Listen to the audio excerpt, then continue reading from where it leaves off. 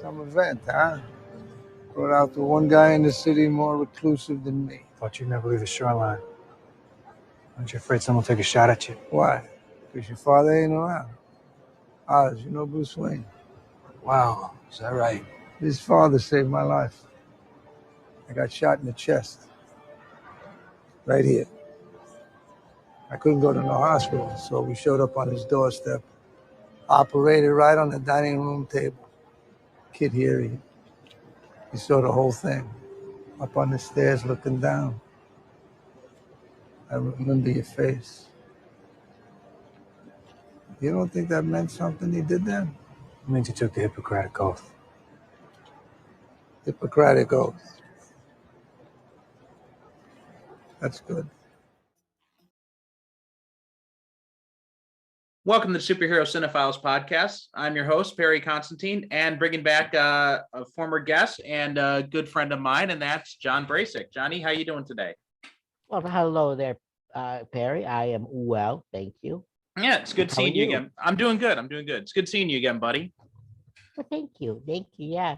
How's the kid? How's everybody? She's doing good. Yeah, she's climbing all over everything. Waking us up at 6 or 7 o'clock in the morning every day, pretty much. But she's good. Don't be kids. She's starting to move slowly, starting to walk. Wait till she starts walking. Yeah, Hey, well, today she's starting to walk. Tomorrow she'll be asking for the keys for the car. Yeah. Well, she's like I was telling you before we started recording, we're getting ready to move soon, and the new place we've got has got some hallways and stuff, so she'll have more space to move around in, whereas right now she's kind of limited. Okay. But she's doing good, and wife's doing good, and the soon to be baby number 2 is doing good too. Oh wait, there's a baby number 2 coming? Yeah, you didn't know about this? Oh yeah. We're due in June, I think. Oh wait, you did mention that. What's wrong with it? That's right. Forgive me. I'm sorry. My brain these days, it's the lack of alcohol. Yeah, I've been cutting back myself too lately. But anyway, for people who are listening, and this episode is actually being recorded out of order. So I've had a few other episodes that are recorded before, but because today we're talking about the Batman, and because it just came out, I wanted to kind of front end this. So in some of the other episodes, you'll hear me making references to things, and so if you're confused at all, that's why. It's just we're doing a little backtracking here with this episode. But like I said, we're here to talk about the Batman, and it's still in theaters, obviously. So I'm going to warn you guys right up front. If you haven't seen the movie yet, if you're worried about spoilers, this is your warning. Okay. If you don't want to be spoiled, turn off the podcast right now, go to the theater, watch the movie, and then come back and listen to us, because we're going to spoil it. So I don't want to hear anybody complaining about how, you spoiled it. And it's like, we warned you. So you've gotten fair warning, and now let's jump into it. You've been warned. Yes. Oh, and if you do go, bring snacks. Go on. Yeah, that's another thing, and if, maybe make sure they're pretty salty snacks, because it's a long movie. It's like 3 hours long, and it doesn't feel like 3 hours, but if you've got but you may have to take a break in the middle of it to use the bathroom or anything. So just be prepared going in, because it is 3 hours long. Could we start the discussion with one little anecdote, if I may? Sure. We walked into the theater, and we were curious because they were running a Batman snack special. Mm-hmm. Now, the Sawmill Theater is a family run. It's not part of a chain, as far as I can tell. I live in a small town in the mountains of Arizona, and so it's one of these almost mom and pop operations. Mm-hmm. And they'll run like for example, the Batman movie, and next to it will be a movie from the 1960s. Okay. Or they'll run like when they had the Star Wars movie, they actually played Jedi and all the other older ones. Oh, okay. And not only that, they had the originals from when those movies came out. Oh, nice. Yeah. So, anyways, so we walk into the theater, and there is the Batman snack special. And I'm like, snack special? They normally don't offer something like this. And it came with a large popcorn. It came with what they call the Southwestern pretzels basket, which was basically pretzels with jalapenos in them, or and then nacho cheese cup, or your choice of just nachos. And it came with two candy treats, okay, which of your choice, which was like, the usual fare you would get at the movie theaters. Your Nestle Crunch, your Mike and Ike's. I mean, take your pick. Right.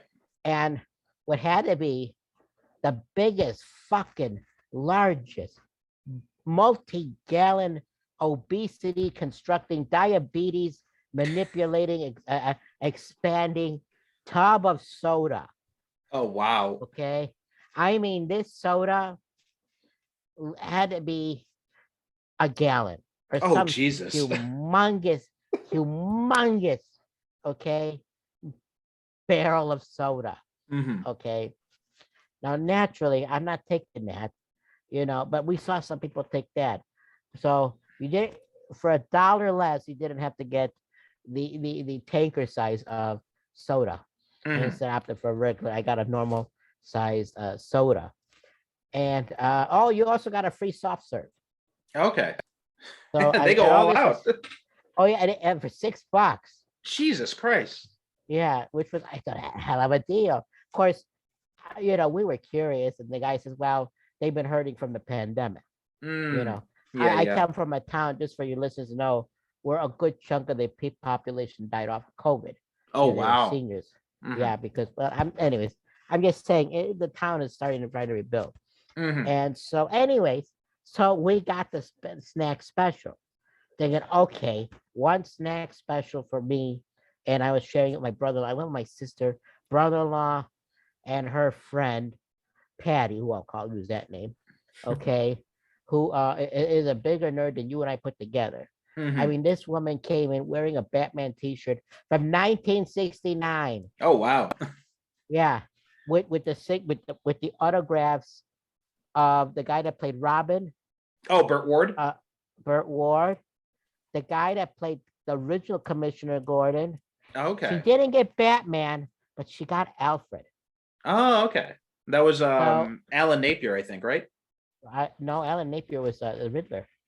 No. The Riddler was Frank Gorshin. Gorshin, you're right.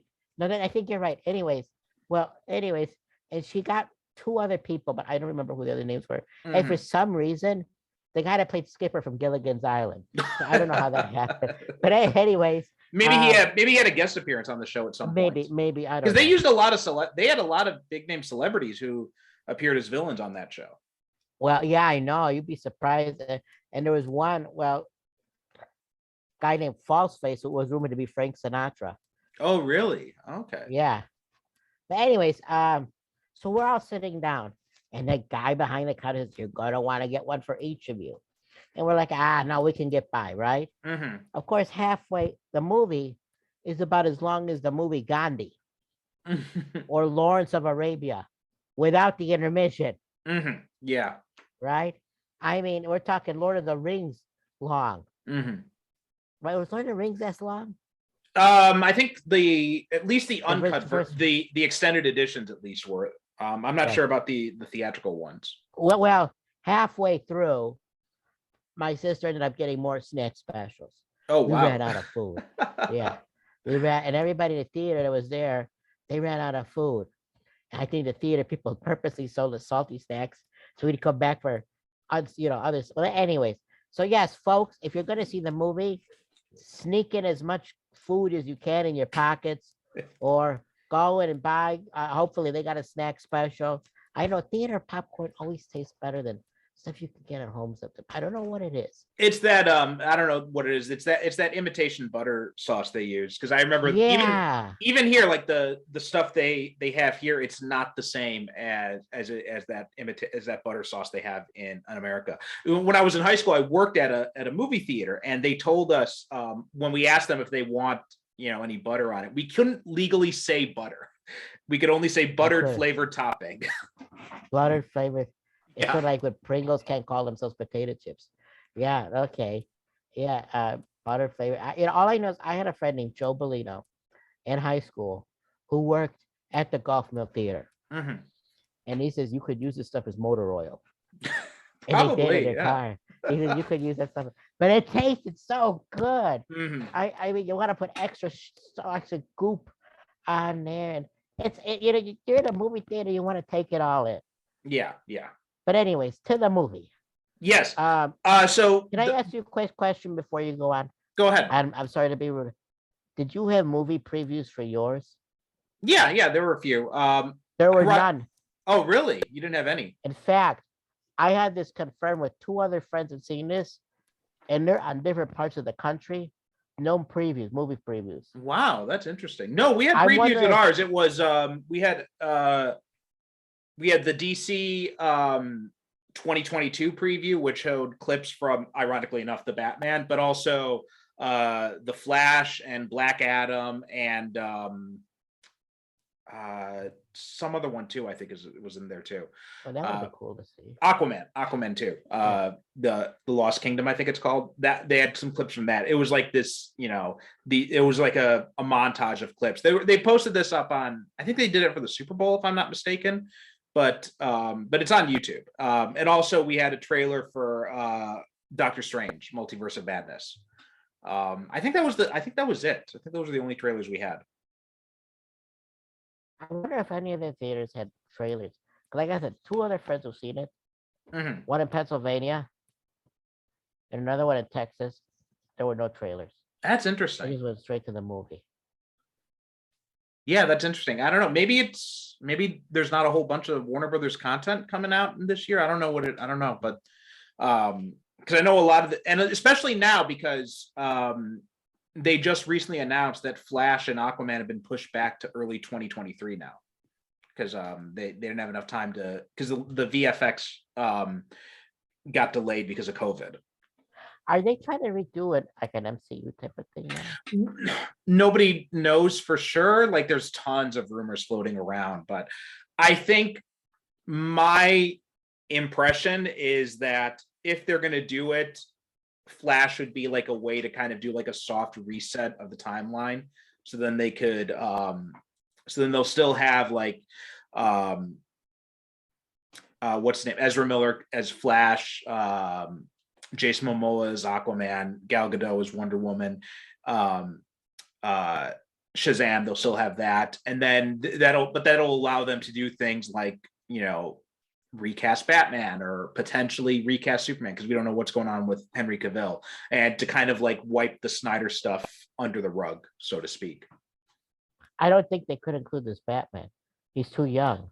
Yeah, I'm not sure because based on what Matt Reeves has said to the director, it sounds like he's pretty intent on keeping this a separate thing. So I don't think they'd involve the Pattinson Batman into it.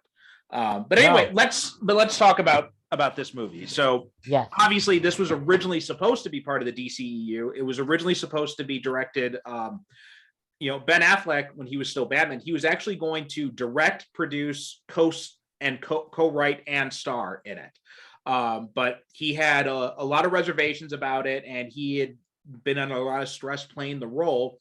And he basically said, I was worried that if I did this project, it would be so stressful that it would drive me back to drinking. And so that's one of the reasons why he dropped out of it. And I just want to take a moment and say that the Snyder cultists online who are demanding that Affleck return, I mean, the guy has said like it's a danger to his health to continue doing this.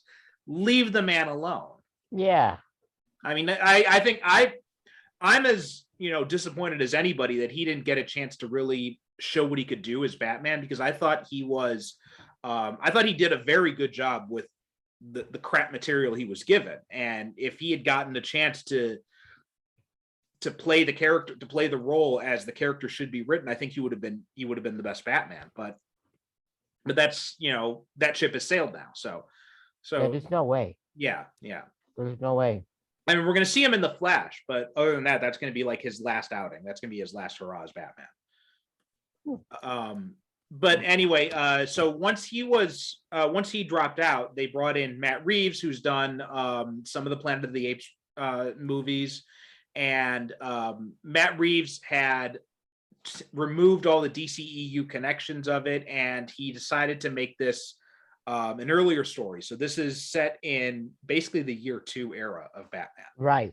It's definitely not year 1. I mean, because Batman has been established to have the bat signal. That's not a new thing. Right. Well, he says right at the beginning that he's been doing this for 2 years. Right.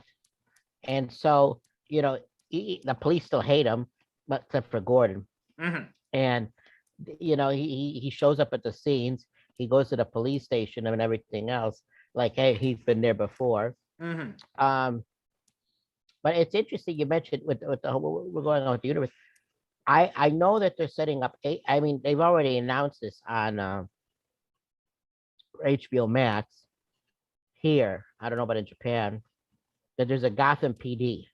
And no, so that's been canceled. The Gotham series has been canceled, but they're going to be doing a Penguin series. They are doing a Penguin. Will it be by the same actor? Yeah, Colin Farrell is going to be playing the character still. Okay. Well, that's disappointing about the Gotham PD.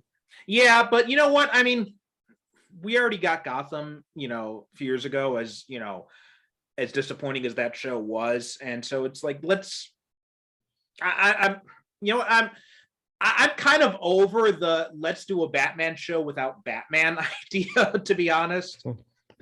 I mean, it's like they keep going. They've been wanting to do, I don't know what it is about TV producers and doing a Batman show that doesn't have Batman, but they've been wanting to do this since before Smallville, right? Because before Smallville, it was actually originally planned to do a young Bruce Wayne series. And then that ended up getting pushed aside, and then they did Smallville instead. But then they went and they did Gotham, which was a young Bruce Wayne series. And then they did that, and then also, we get Batwoman, which is a world where Batman's missing. We've had Birds of Prey, which was a world where Batman was missing, way back in the day, if you remember Birds of Prey, the TV show.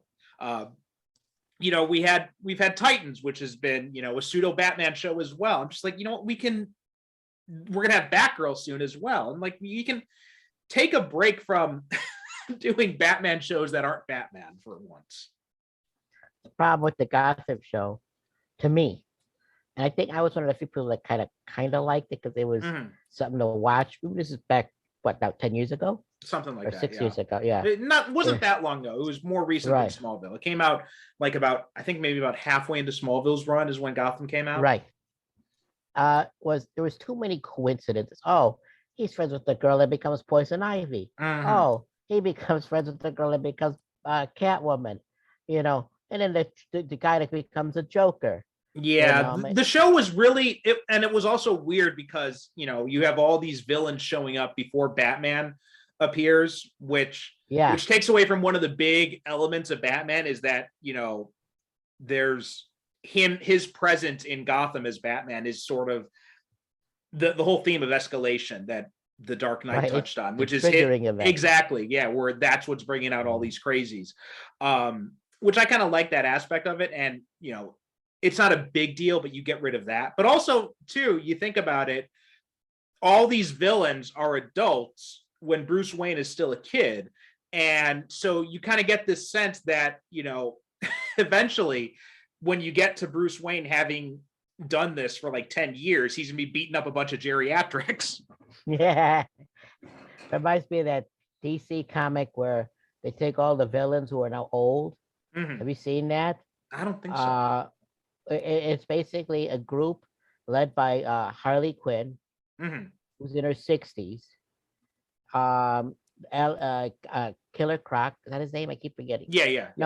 Killer Croc, who is the husband of Catwoman, who goes around in a one of those scooters you see seniors riding, and it's supposed to be taken seriously. And like, you're right. Is this Lady Harley? I think so. I haven't seen that, so I've heard of it, but I haven't Lex Luthor's are the president of Mexico. I haven't actually read it, but I've heard of it. So, and his arch rival is Wayne Gretzky.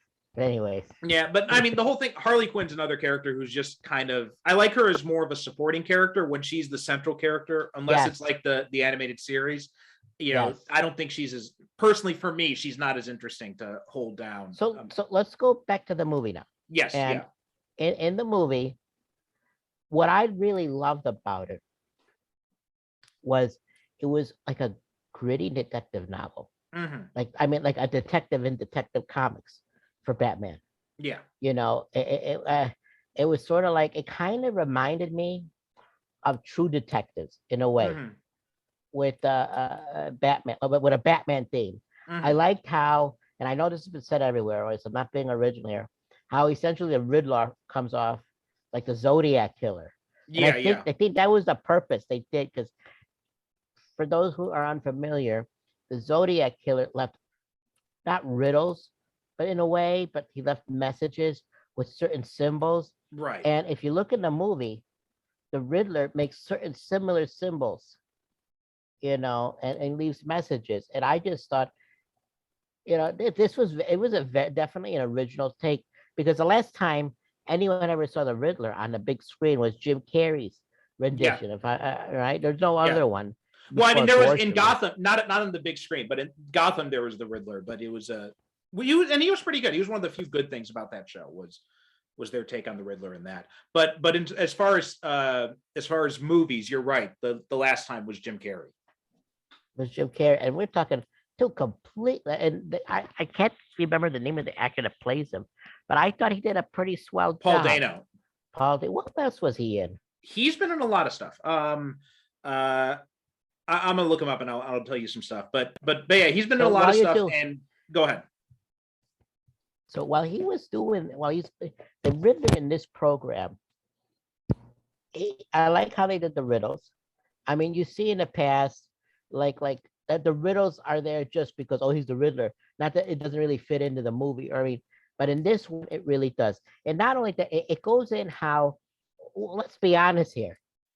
He's there almost as a psychotic and not an anti-hero, but I honestly thought at one point, and spoiler alert again, I thought the Riddler was the journalist who was going to investigate because they show a picture of the journalist and he's got glasses, right? But it's not him, obviously. We all know that. Yeah. It's one of the orphans in the Wayne orphanage. Who grows up to be an accountant of all things. Yeah. Right? So yeah, Paul Dano, you probably the thing I knew him most from is Little Miss Sunshine. But he's also been in a lot of other things. He was in There Will Be Blood, Cowboys and Aliens, Night and Day, 12 Years a Slave. Was he the preacher Looper. There Will Be Blood? I didn't actually see There Will Be Blood, so I don't know. But his character was Paul Sunday, Eli Sunday. He was the preacher. Holy shit, that wasn't.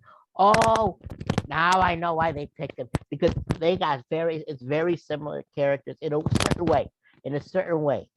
Okay.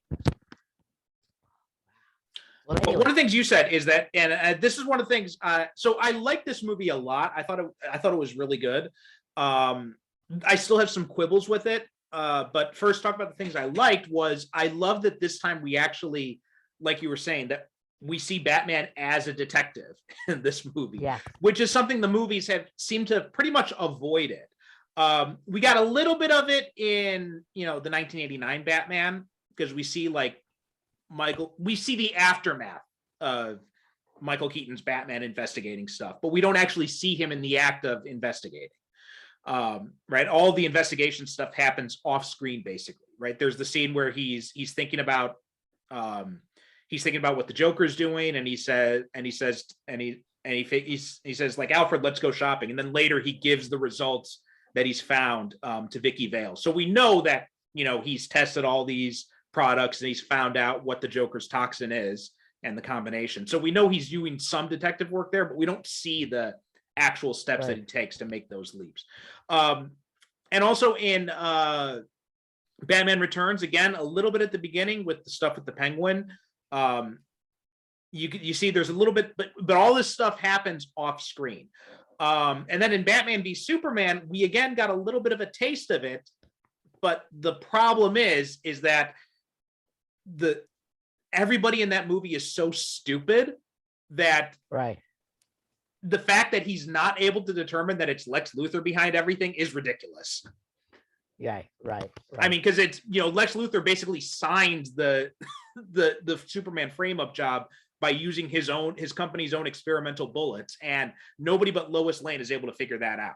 And it's just go back to listen to when Derek and I talked about Batman v Superman, because we went off on how stupid the plot was in that. But they do make an effort to show like Ben Affleck's Batman is trying to do some detective work, but he's not really that good at it. So this is the first time when Batman, at least in the live action movies, when we see Batman as a competent, intelligent detective. And I really like that aspect of it. Well, I want to challenge that a little bit. You're right, but I'd say about 90%. I don't think he's 100% that good at it, because it shows in the movie as he's learning. I mean, it's like as you said, he's on year 2, right? Yeah. Or at least year 2. That he makes some mistakes in the movie. He does, but that's fine. I'm fine with that, because for the most part, they show him as being competent. Whereas in Batman v Superman, he just seemed like an idiot. Right. No, I agree with you. Well, I do, but I'm just saying it shows more a level of realism that he is doing the detective work. But like real detectives, they're not going to be the perfect detective. They're not going to be, oh yeah, here comes the Belgian detective from Murder on the Nile, or I pieced it all together before that first scene even happened. This guy, he missed certain things, and it shows as like a level of realism. And damn well that he's learning from it, and he sees that you see that he's learning from this, and that this Batman is going to evolve. Yeah, I appreciated that for the most part. Although one of the issues I had with it was the fact that the mistake he makes is like these basic mistakes with Spanish language. And I'm just like, yeah, man, you could have easily figured that out by just double checking your brief memories of high school Spanish. Or Google. Yeah. So I thought that was a little. I'm like, I get what you're trying to do. You're trying to show that he makes mistakes, but even Penguin's just like, really, come on. And I think when you've got another character pointing out how your master detective has missed something so obvious, I think that's a little bit of a problem in the movie. Well, and don't forget that final clue where it was literally under the carpet. Yeah. The Riddlers. That's another one. That I thought was good. Yeah. Yeah. So, but again, I think because there's 2 more movies coming. Well, there hasn't been anything confirmed yet. Oh well, you're gonna. I'm pretty sure they're gonna make. Look, I'm pretty sure after this movie has gotten very successful, so I'm pretty sure that they'll probably be doing something else. But Matt Reeves went into this movie. Perry, Perry, look at when he goes the minute that the Batman went into that hall, that room in the orphanage, and that camera is playing, and he's showing that the Riddler talks about the families of Gotham being the Arkhams and the Waynes. I immediately thought of one other who could be the next villain, and I'm sure you know who I'm going to allude to. Okay, and it is the Owls, the Court of the Owls. Court of Owls, yeah, that's something that's been mentioned. Matt Reeves has also said he'd be interested in doing Hush, which they also reference because the reporter was his last name was Elliot, so his son could be Thomas Elliot, who becomes Hush. So I got to ask you this. I got to ask you this. I watched this. And I said to myself, okay, I see the type of realism that they're going for here. I've been wanting to ask you, how do you feel now that the degree of realism they cannot do? I think they're going, assuming now, this is all, speculation here. Okay, that assuming they do make 2 more movies. Do you think that the way or the way they're going about this, they cannot use certain villains that are too fantastic? Like so here's something that you touched on, and this is my biggest complaint about the movie, is that I am so beyond done with let's make a grounded, realistic Batman. right? I'm so done with this. We had the Nolan trilogy. We did it. It's done. And one of the, as many complaints as I have about Zack Snyder and the DCEU and everything it did, one of the things that I love that he did was he's like, let's embrace the fact that this is a fantastical comic book world. And he had Batman in the bat suit from the comics. He had him doing these insane gymnastic moves and jumping around. I love that stuff about it. And I'm a little bit disappointed that now we're rolling back to the Nolan era. We have to make everything very grounded. I mean, it's this goes beyond the Nolan era. It does, yeah. Because, and I'm just like, why? I'm so done with the grounded Batman approach.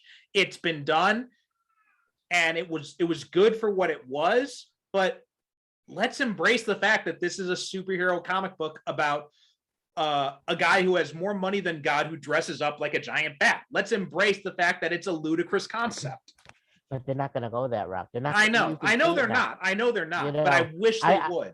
You know, I mean, I know they throw some teases here and there. Like we know at the that one of those final scenes, you know damn well the other guy in the jail cell is the Joker. Oh yeah. Okay, but I don't think he's already said on IGN. I don't know if you've gone to IGN that that's not the next villain. He does not want to use the Joker at all. No, and I'm glad for that because again, I also as done as I am with the idea of a grounded Batman, I'm even more done with the Joker. I mean, we've had him, we had Heath Ledger, we had Jack Nicholson, we had, Jared Leto, and then we had Joaquin Phoenix. Just like we had him on Gotham. Like there were like 2 or 3 different Jokers on Gotham. We had him in, I think we're getting him in Batwoman now too. So it's just like, I'm done with the Joker. But I know Penguin. We know that, and this is a very this Penguin actually has more in common, oddly enough, with the one on Gotham than any of the movie ones. Oh yeah. Okay, but I like how they are making him a mob boss. Yeah, which is really, in fact, they're making him. To be quite honest with you, my brother-in-law who watched it with me said that guy reminded him so much of Robert De Niro's Al Capone from Untouchables. Yeah. I saw someone else saying it reminded them a lot of James Gandolfini in The Sopranos as well. Yeah. But yeah, I loved what they did with the Penguin in this. I thought the Penguin was Colin Farrell, man. Like, I don't know if that was a fat suit or what, but he just completely disappeared into that character. You couldn't tell it was him.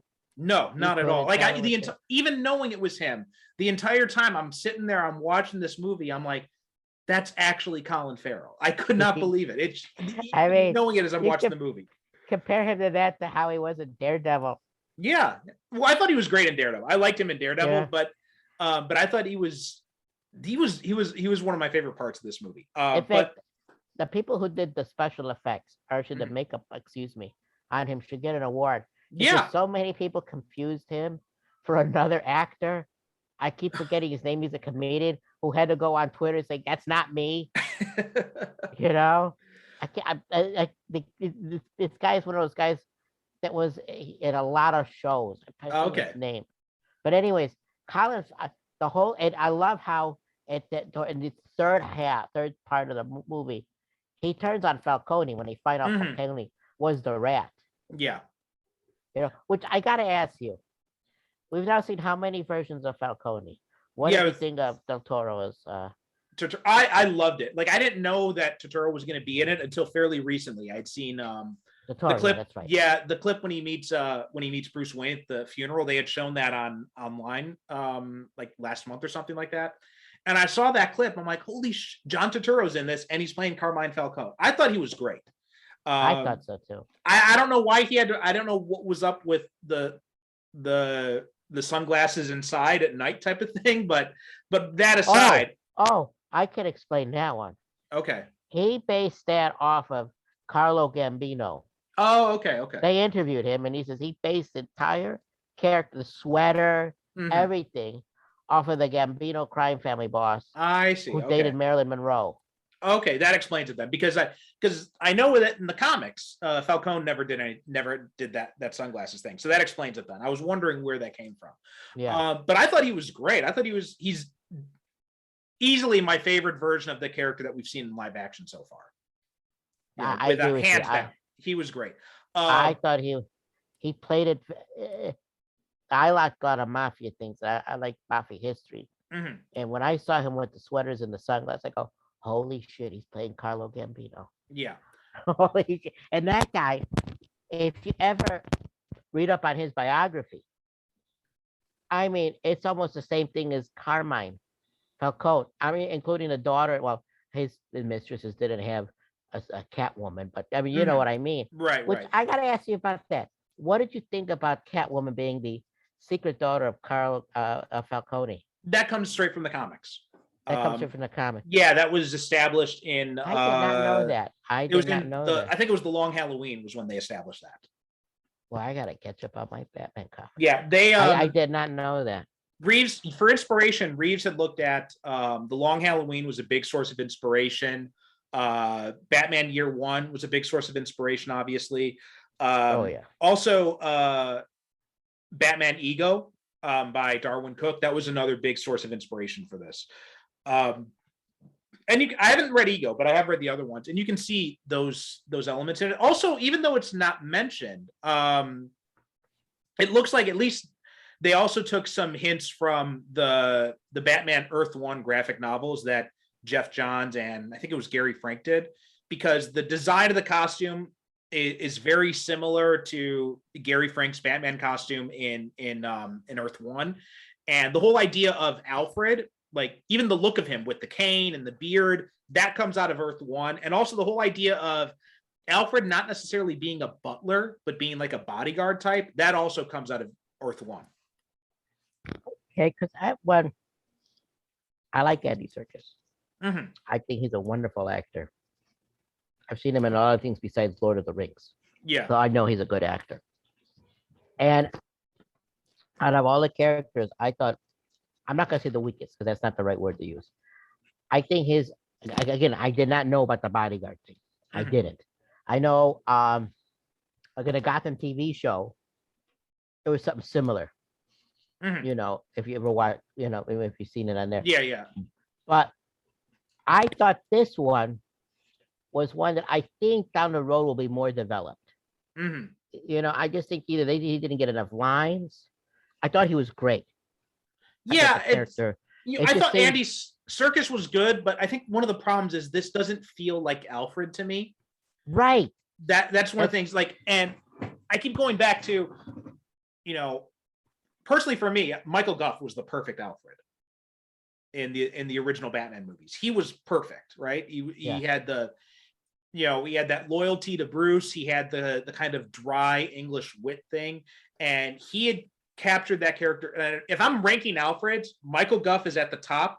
Number 2 is probably Jeremy Irons, then Michael Caine, and then I'd put Andy Serkis at the bottom. And this is just talking about the movies, not talking about, you know, the TV shows. So I'd have to think about where Sean Pertwee would go in there, and Alan Napier. I haven't seen the Pennyworth TV show, so I don't know about that. Oh, that's good. You should watch the Pennyworth show. They're good. There was one thing that I didn't pick up, but my sister's friend Patty picked up, is that they also brought back a character, and maybe she was in the other movies. I don't remember. You know, my memory is not that great. Mm-hmm.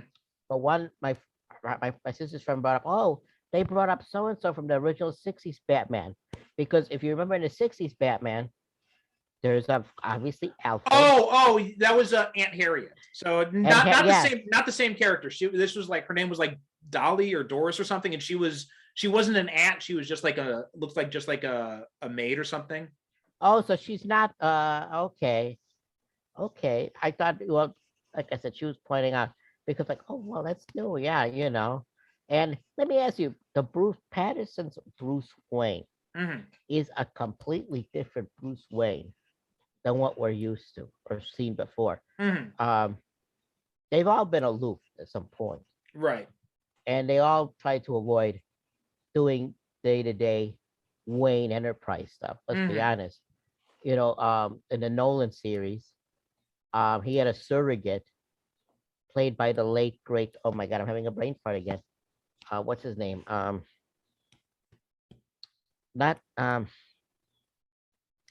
He was in. He was the Danish actor who passed away. He was in Blade Runner. I'm not sure. Rutger Hauer. Rutger Hauer. He passed away. Yeah. I didn't know that. Oh wow. He passed away about 2 years ago. And, the guy who takes control of Wayne Enterprise. Right. You know, because he was originally the proxy for him. Mm-hmm. And of course, in the Michael Keaton one, you know, he was known as being aloof. Mm-hmm. And so this one, he's like basically very aggressively wanting to avoid anything to do with it. And he doesn't come off as the playboy. Mm-hmm. Yeah. They completely left that out. As Bale. I mean, I to me, it's a bit refreshing, a bit spooky. You know, my brother-in-law called him the emo Bruce Wayne, but I thought it was a nice take. I thought it was okay. You know what? I'm not as down on that as I might have been on some other aspects, some other choices Matt Reeves made in this. In this, I'm okay with it because we've seen the Playboy Bruce Wayne thing a lot. So, and it makes sense that this is early in his career. He's gonna be very invested in the idea of being Batman. So I thought it made sense for him to be kind of like reclusive. So yeah, I didn't mind it. They keep this up going forward, I'm not sure if I'd be as interested in it, but it was fine for this movie. He played it up as a human being who barely got any sleep. Yeah. As somebody who suffers from clinical insomnia, where I got to take medication sometimes, I saw the telltale signs on his face. You know, when I saw the previews of it, or the original photos, we saw Pattinson with the kind of floppy hair type thing. Yeah. I didn't like that, and I still don't really like that as a design choice for Bruce Wayne, but it makes sense in the context of this movie, I think. Yes. What did you think of the bat suit? Now, again, this is another thing where it's like, I'm done with the grounded approach, and it was fine, but I couldn't figure out what the damn thigh holster was for either.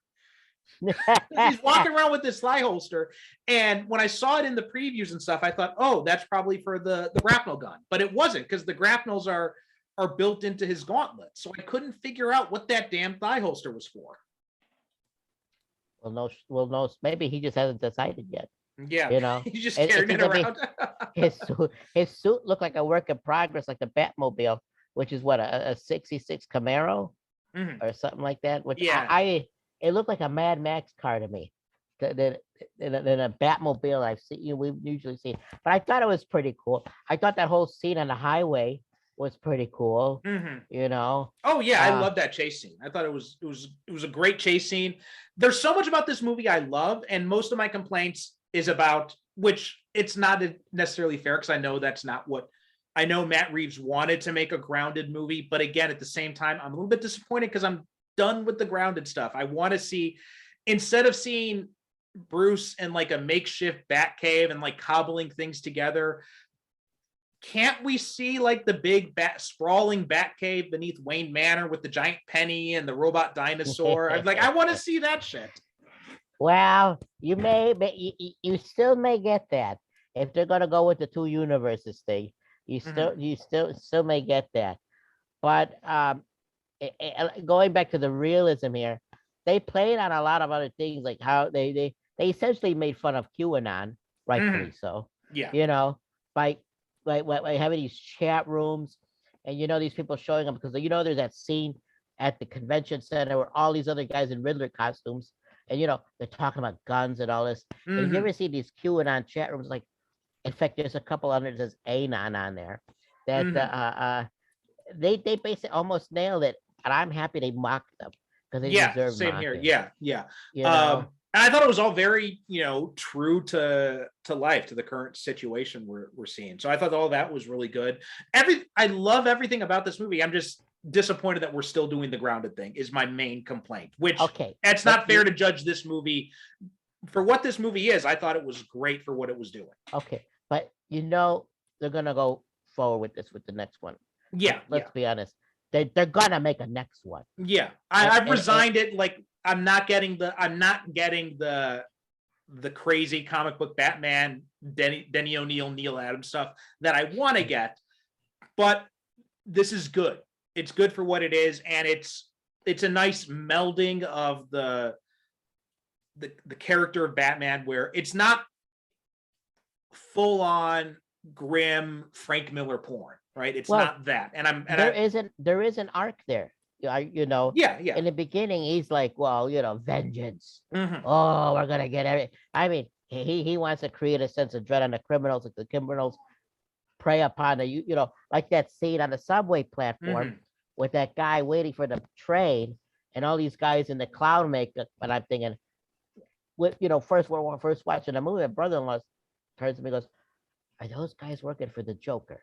Mhm. Because I mean, the clowning makeup and all. I go, no Joker in this one, no Joker in this one.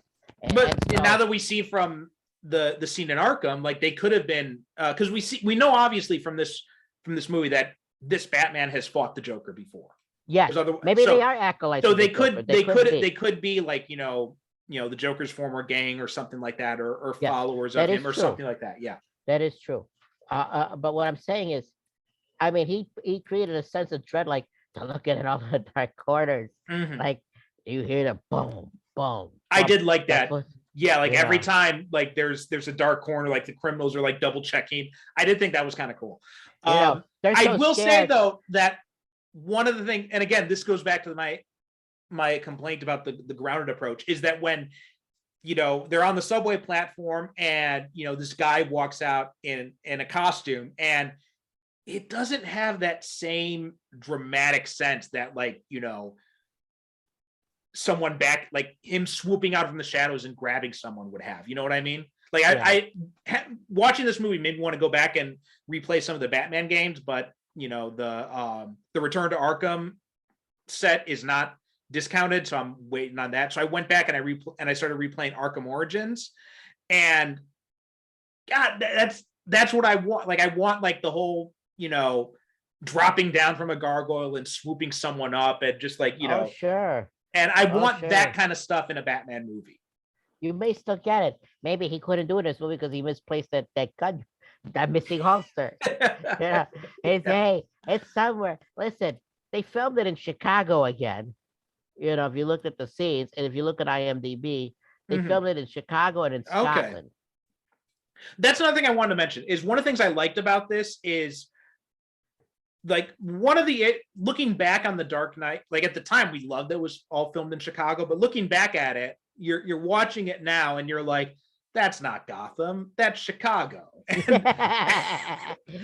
this one, I did like that they made an effort to actually make it feel like Gotham was a real city. I thought it felt like there was a real Gotham City out there. Oh my God, this was like a nightmare city. Mm-hmm. This is like if the people who made the Dark Souls video game were asked to design a city. Mm-hmm. I mean, that's the appearance. It's all dark. Even in the daytime, it's all dark. And, it's like, you don't know, you're going to go to the corner store and get a shiv. It's that fucked up. I mean, I remember that city was like how the hell are they governing it? Even the street, you don't know where the left is or right is. The street names, everything is all spooky. And, again, it's like if From Software, who makes Dark Souls, so okay, you're gonna design an American city. Oh yeah, boy, are you living in this city in trouble? I mean, the train platform, everything's dark. Something else you mentioned too is Batman's character arc, and something else I liked about this movie is, and going back to the Bruce Wayne thing, is I like that we see him as Batman so much in this movie. Like we barely see Robert Pattinson outside of the costume. It's almost like, it's not that Bruce Wayne is Batman. It's more like Batman is sometimes Bruce Wayne. Right, exactly, which is how it should be. And I did like that they heavily leaned into that. Whereas in the other movies, it's like in the Nolan films, it was very heavy on the Bruce Wayne side, and you only saw Batman at little points. Well, look who hit that. In the Burton films, it was pretty much all the villains anyway, and Bruce Wayne was kind of a supporting character even. Well, yeah, exactly. Well, look who hits on that in this movie. The guy who plays the Riddler. Right, When right, when Batman visits him in Arkham, he says it flat out. That's your real face, right. Yeah, yeah. you know. And I Which they think I don't say know. that in Batman Begins, but it's they made it so that it was more of like a psychological mask as opposed to a physical mask, which is why you see him like, you know, the cartoonish Playboy Bruce Wayne, but then he's like all serious when he's with Alfred and all that. But I like the fact that this Bruce Wayne spends so much time in the Batsuit. Well, it's sort of like this Batman reminds me of that character in The Watchmen who puts on the mask, Rorschach? Rorschach, where and there's a sign where basically Rorschach says in the graphic novel and in the comic and in the movie that the mask is his real face.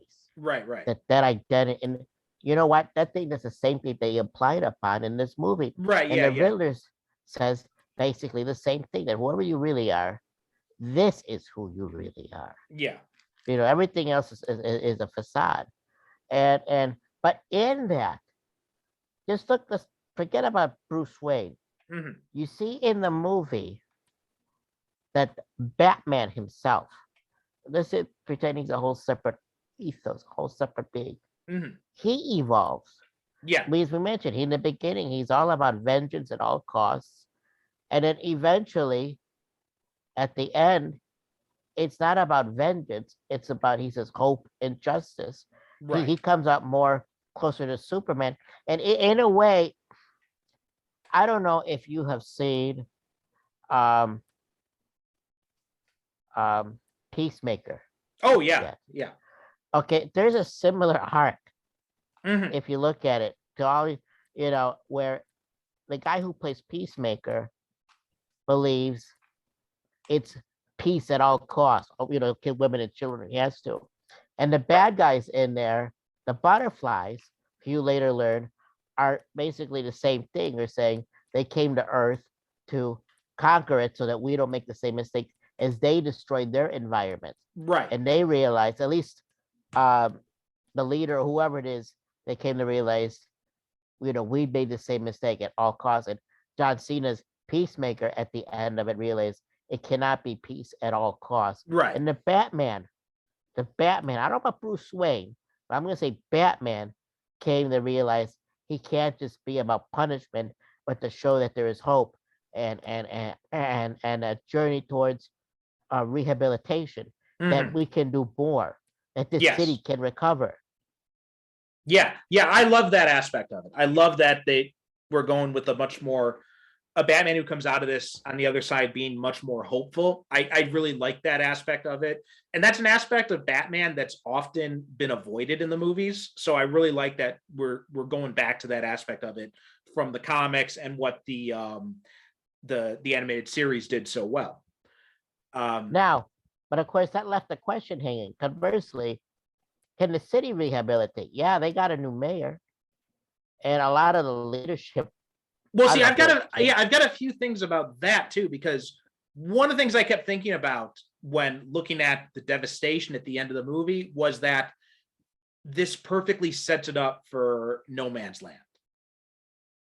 I'm not familiar with that. Oh, you don't know about the No Man's Land story arc in the No, comics? I'm sorry. You gotta. There's a Batman sale on Amazon now because Amazon decided to fuck up the Comixology app. Don't get me started on that. Don't even get me started. It's been such a headache. But yeah, if anyone from Amazon is listening, just give us back the old fucking app and store because this new thing is just a total clusterfuck. But anyway, if you go to Amazon's comics section, they've got a Batman sale on right now. They've got, and one of the things that's on sale, I think it's still going on. So you might want to, I think it ends like this weekend. So you might want to hurry up and get it.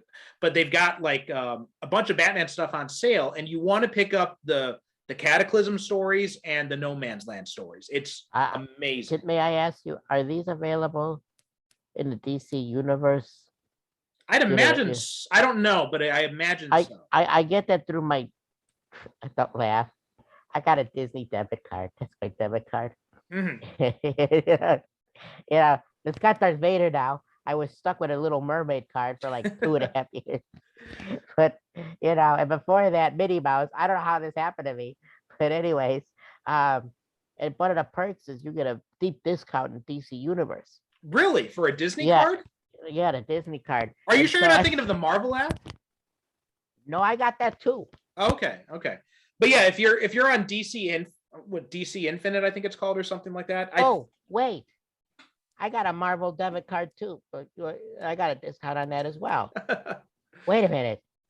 Now you got me thinking which one I got a discount with. Darth Vader, Disney. I'm Yeah, pretty it was sure. the Marvel. Yeah, it's the That's what I Marvel one. I thought, got yeah. a discount. Yeah. Excuse me. I'm But- stupid. so- I should hang up and hit my head against the wall here. But I got but the yeah, DC Universe. But you have the DC Universe app. Okay. I'm double checking now. I believe that they have No Man's Land on there. I'm just looking it up now. Well, can you enlighten me what this No Man's Land is about without spoilers? So yeah, it looks like they do have the storyline up there. The storyline is that in first it was the Cataclysm story arc, where there was this massive earthquake in Gotham caused by a supervillain, and it had caused all this devastation, and it like cut off Gotham from the rest of the country. And basically in No Man's Land, they kind of have this thing where they're like, you know what? The US government decides we're just going to cut off Gotham City from the rest of the country. And it's almost like an Escape from New York kind of thing. Oh my God. And so Gotham, gets closed off from the rest of the. Remember in The Dark Knight Rises how the bridges were? It's very similar kind of situation to that. And it's like the villains are setting up their own sort of like their own little territories in Gotham, and Batman and the police are like the few police that are left, like the only ones who are left who can try to take control of the situation. So it's really cool. It's a really amazing storyline. But yeah, Cataclysm was it's 3 parts in the trades, and it's all on the DC Universe Infinite app. But it's Batman Cataclysm was the earthquake stuff. There was Road to No Man's Land, which is like the build up to that, and then the actual No Man's Land story arc. Okay, I'm gonna check that out. That would be interesting. Don't I thought they were gonna rebuild this all, They could do that. Like another thing they could do is they could rebuild it, and this could also be a way for Bruce Wayne to come out of the cave, basically. So they could do that as well. But yeah, I mean, in general, also I want to talk about Jeffrey Wright as Gordon. What do you think of him? I liked him. I know some people think that he didn't fit. I've heard the argument that they gave him too much screen time. But then again, I thought he was good. I thought he was perfect in the role. Yeah, I liked him. He was, and in fact, I love that scene when he leads Batman into the crime scene. Like that felt very much like the old Denny O'Neil, Neil Adams comics, when Batman would show up and him and Commissioner Gordon would go over the crime scene together. I loved that. I thought that was perfect. Commissioner Gordon in this movie knows that his police department, at least half of it is a piece of shit, and half of it is okay.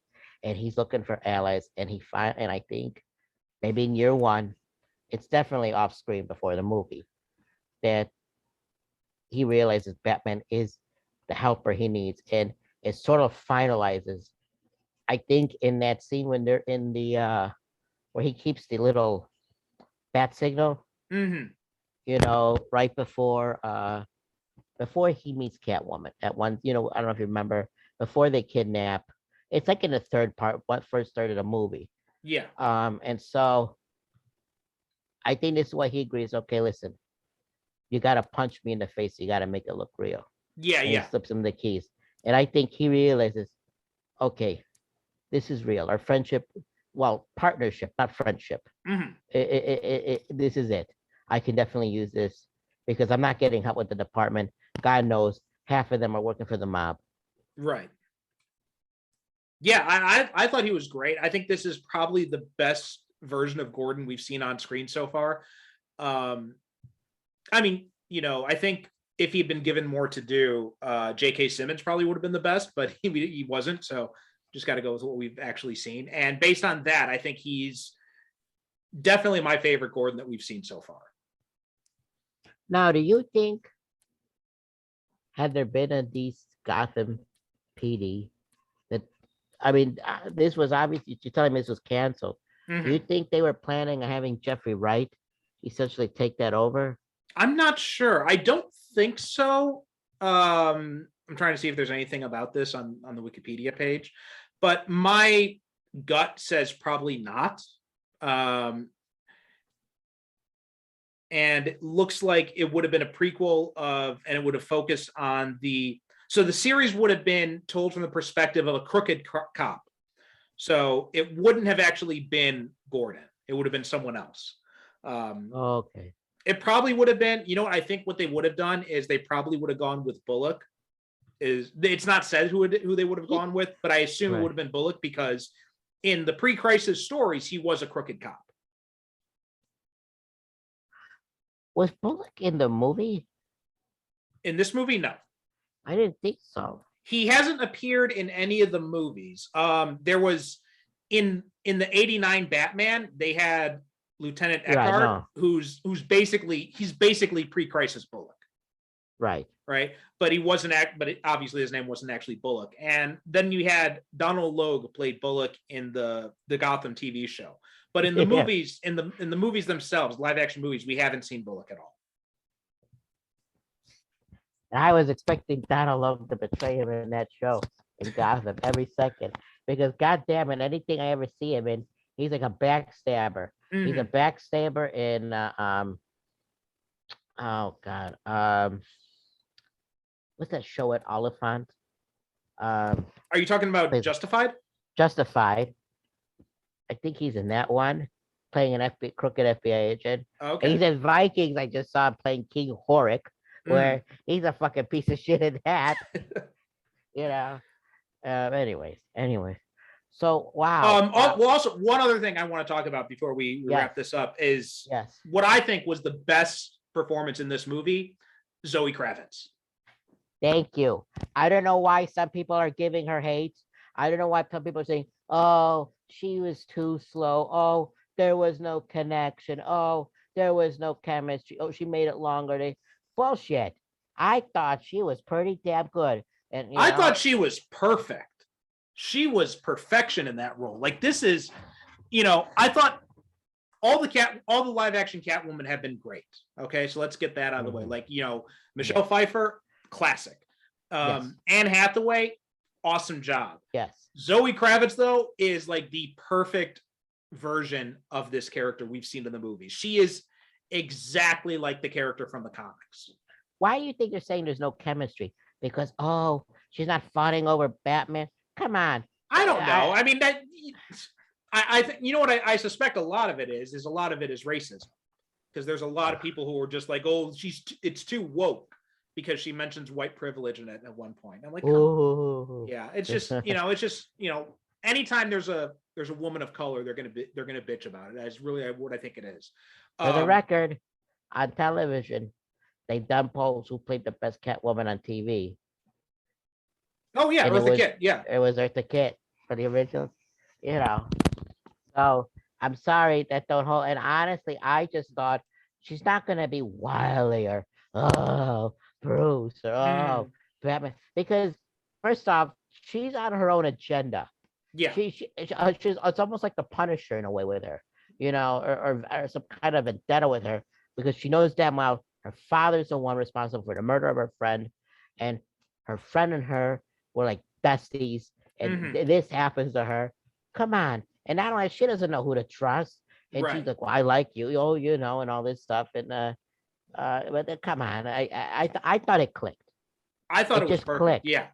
It was I thought she did a very good job, and that's exactly what Catwoman's like in the comics. She's always got her own agenda, so I don't know what people are complaining about. I thought her chemistry with Pattinson I thought was great. I thought like I said, she's my hands down my favorite performance in this movie is her. She was just exactly what I wanted Catwoman to be.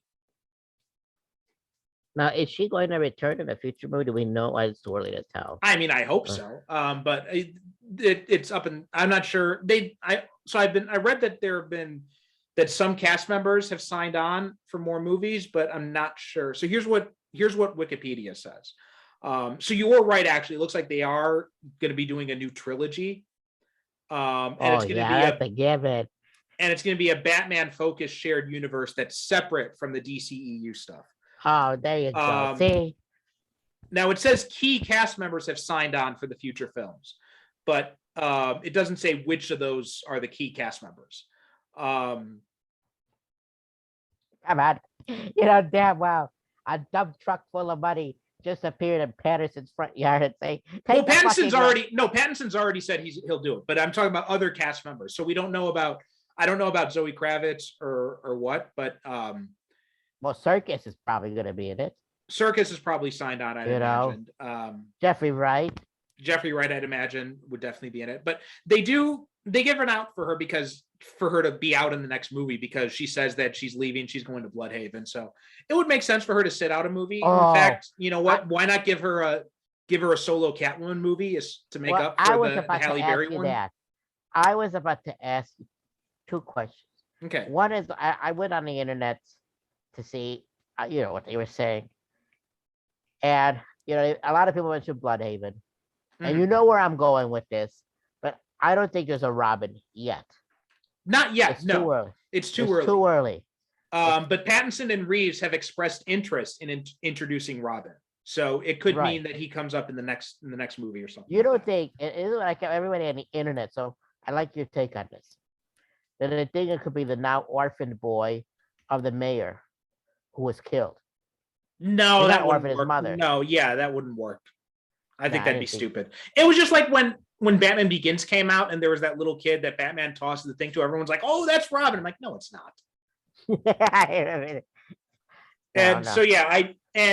But him introducing him in the next movie actually makes sense because, if I'm not mistaken, I think actually in the comics, Robin did appear in the second year. Yeah, he appeared in 1940 and Batman appeared in, 1939? Something like that. Yeah, so. Well, I'm just. Yeah, 1939 was when Batman premiered and then Robin came out a year after. So they could and in the comics, in the world of the comics, they did The Long Halloween, which is set in the second year. And then after that came the Dark Victory series and that introduced Robin. So I think they could easily introduce Dick Grayson in the next one. The question is, how old will he be in this? Yeah, I think they'd probably go with more of a teenage version. I don't think they'd go with a 10-year-old version. I was going to ask. But I also don't think they'll go with like the, Chris O'Donnell, who looks like he's 35, supposed to be playing an 18-year-old. Yeah. Yeah. Well, what happened to him? Last time I saw him, he was on Price is Right. I'm serious. He was on the 50th anniversary nighttime Price is Right. But I'm just saying, I can't see them doing, because Patterson's Bruce Wayne, he's not in his 40s in this one. He's in his 30s, right? He's in his 30s. Yeah, that's what it looks like. So teenager one. Yeah, that's gonna be interesting. But I want to know what they're gonna do with Bloodhaven. If you think that's where the Catwoman movie's gonna be. I mean, I don't know if there's going to be a Catwoman movie, but I think, why not? I mean, give Zoe Kravitz a shot at doing the movie. That'd be cool. Yeah. In general, I thought it was good. It's just I do wish that we can move away from the that ain't happening, grounded stuff. Yeah, that ain't happening. You're stuck with gritty Batman. I'm fine with gritty. I just want some of the more fantastical stuff to be in there too. Well, you know what? You may get that with the Batwoman. Yeah, I mean, I watched like the first episode. It didn't really do much for me, so. No, I never seen any of them. To be quite honest with you, it was on TV, right? Yeah, Superman and Lois is amazing. If you haven't seen that, I haven't seen that yet. Do you have HBO Max? Oh yeah. Okay, well, the whole first season is on HBO Max. Watch Superman and Lois. It's like the best Superman has been since Christopher Reeve. Oh, okay. I will watch it. It's the perfect modern take on Superman, and it brings in so much new aspects of the character because him and Lois have two kids who are in high school in the show, and it's perfect. I'm rewatching it right now. And Okay, I will. so It hasn't been canceled, has it? No. The second season is airing now. Okay, I will watch it, and I will touch base with you. Yeah. Watch it. The whole first season's on HBO Max. Watch it. It's Okay. so good. Well, I'll tell you, a lot of superhero stuff to watch. Yeah, I mean, I like you mentioned the CW shows. I'm so behind on those because I'm caught up on Superman and Lois, but which up to the first season, but I haven't, and I'm caught up with Flash up until season 8, I think was the one that was recently on. Oh, I'm behind on you. Netflix. I haven't seen the last. I'm trying to work my way through the last season of Supergirl, but it's so not good. I'll tell you. Well, I want your opinion because with the Flash, I'm where he just defeated Savitar. Yeah, it's okay. You know who that is? Yeah, I know. You're talking. I believe that. Pretty sure that's the third season. That's where he fights. It's basically a mirror or a split version of him. Yeah, the show goes up and down. The most recent season that's on Netflix was a slog to get through. It was okay. Especially the middle part. It was definitely. I haven't seen the last season of Green Arrow yet. That was okay. I kind of gave up on Heroes of Tomorrow. Oh, Legends of Tomorrow? Oh, Legends of Tomorrow. See, yeah. I watched 2 seasons of it, and it's not that I don't hate it. It's just that I had so much on my plate. Mm-hmm. I had to give up something. It was on the chopping block. I never saw Black Lightning. Black Lightning was pretty good. I've seen the first 2 seasons. I haven't seen what's left of it. But yeah, the WB stuff is running out of steam, it seems like. Or the CW stuff, not the WB. But yeah. Superman and Lois being the exception. Superman and Lois is so good. It's really good. It's I'm surprised it's a CW show because it could easily be on HBO Max because that's how good it is. That's how good the quality is. I definitely have to watch it. I'm also a little excited that they're now counting Daredevil and all the former Netflix shows. Yeah, they're coming on Disney Plus later this month. In fact, I'm hoping they make new ones. They would be nice, but but we'll see. I mean, I think for now they'll probably just keep them as supporting characters and stuff.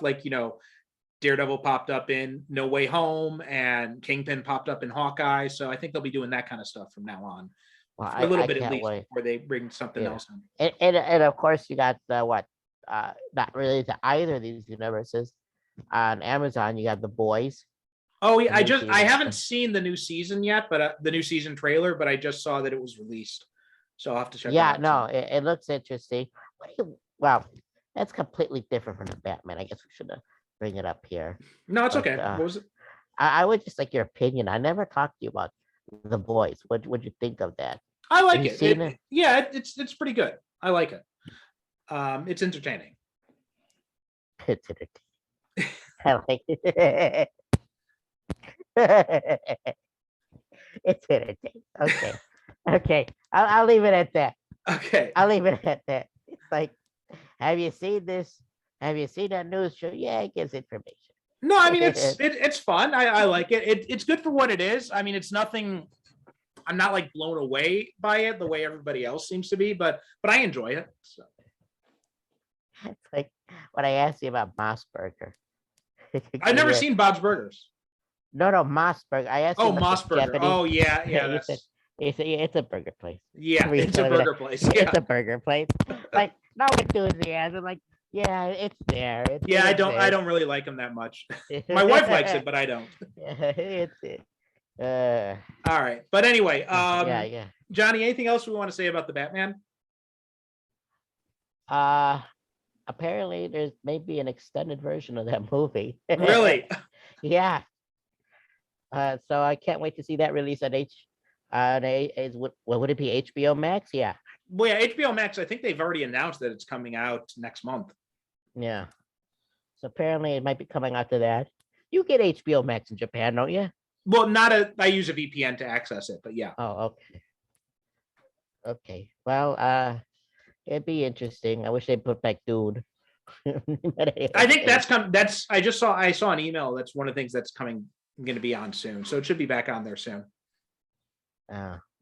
Well, listen, it's always good in these dark days Mhm. to see a superhero movie, even when it's gritty and Well, one of the things I like, it's gritty, but it's not dour, right? It's got a hopeful message at the end. So I thought I like that about it.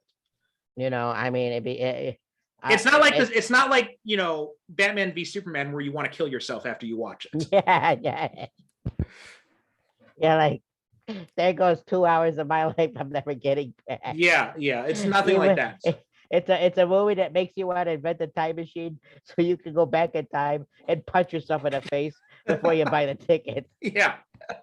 Don't buy the tickets. You can do something more productive, like put your hand in a blender. Oh, okay. All right, Johnny. Do you have anything you want to promote before we close up? No, I don't want to get political. Okay. But hey, listen, man. What is there another movie coming out that Oh, actually, I do got a quickie question for you because you and I both have something in common. I saw a preview, and maybe you've seen it already. The Takashi Miike? Thank you. Did he make a vampire Yakuza movie? Yeah, Yakuza Apocalypse. How is that? I just saw an ad for that. It's okay. It's not as it's not like, I think it's just like at this point in his career and after seeing so many of his movies, it's not as shocking as the premise might have you believe, but it's fun. You know what? He should throw everyone off kilter, make a Disney movie. Just make a Disney movie. Well, I mean, he did make a children's fantasy film. What did he make? The Great Yokai War.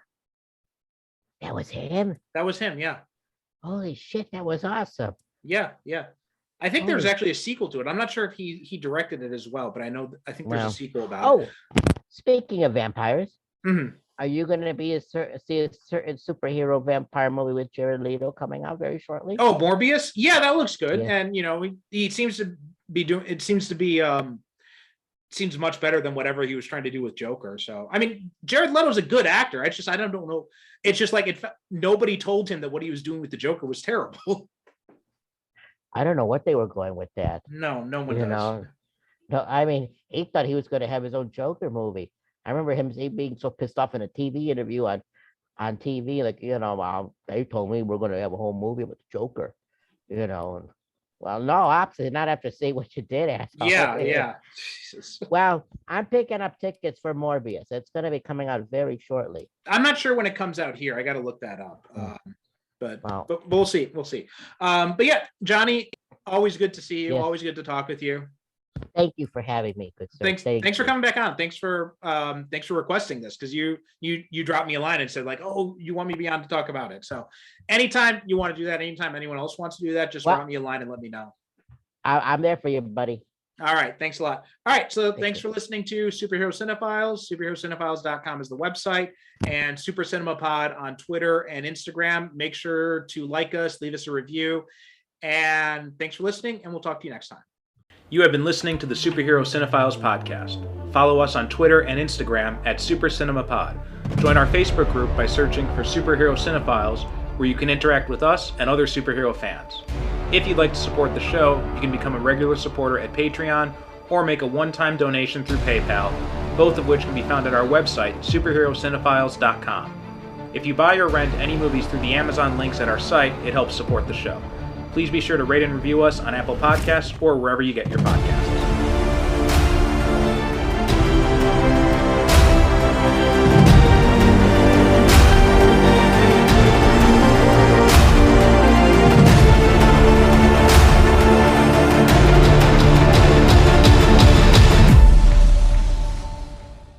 Thank you for listening. And as always, good night, good evening.